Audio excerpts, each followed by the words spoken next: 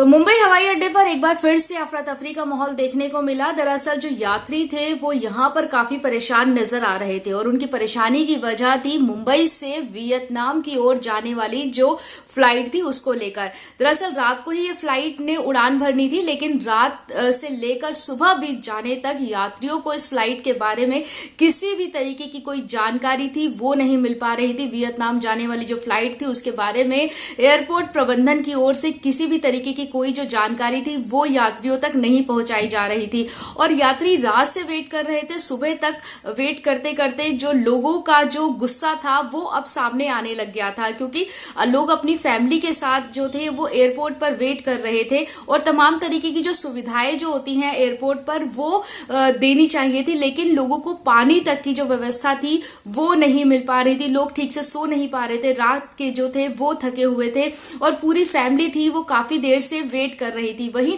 Airport प्रबंधन की ओर से हालांकि कोई जानकारी फ्लाइट के बारे में अगर नहीं भी दी जा रही थी तो लोगों की सुविधाओं का ध्यान रखना चाहिए था, उन्हें पूरी जो व्यवस्था थी वो दी जानी चाहिए थी, लेकिन किसी भी तरीके की कोई सुविधा जो थी वो नहीं मिल पा रही थी। क्योंकि एयरपोर्ट पे एरोप्लेन जो होता है वो एक ऐसा साधन माना जाता है जिसकी टिकट लोग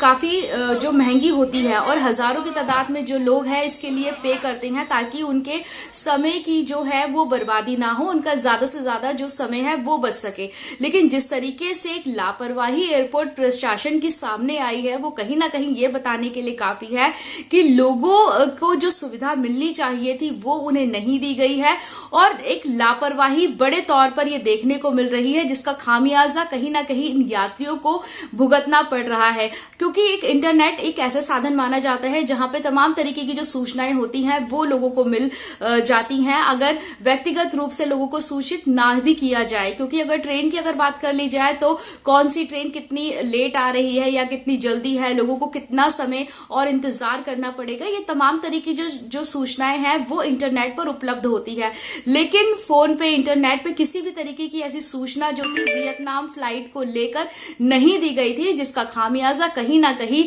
यात्रियों को और उनके परिवार को भुगतना पड़ रहा है।